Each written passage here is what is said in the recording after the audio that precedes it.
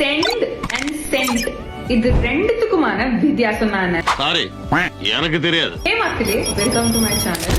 So சிம்பிளா பார்த்தோம் அப்படின்னா சென்ட் சென்ட் ஞாபகம் வச்சுக்கோங்க. அப்படின்னா வந்து அம்சாச்சு அப்படின்னு.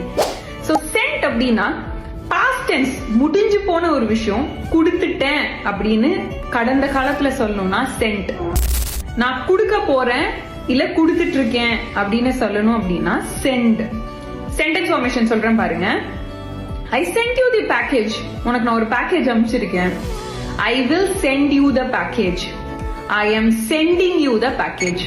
I will send you the package அப்படின்னா நான் உனக்கு அனுப்புறேன், இது future. I am sending you the package நான் இப்ப அனுப்பிச்சிக்கிட்டு இருக்கேன், which is present. So present and futureக்கு send, past tenseக்கு send. புரிஞ்சிருக்கும்னு நினைக்கிறேன். She wanted you to dash the email. இந்த இடத்துல sent வருமா send வருமா? சோ கமெண்ட் செக்ஷன்ல சொல்லுங்க. இந்த மாதிரி மோர் இன்ட்ரெஸ்டிங் வீடியோஸ்க்கு லேர்ன் வித் நாண்டி என் பேஜை மறக்காம ஃபாலோ பண்ணிடுங்க. பை மக்களே.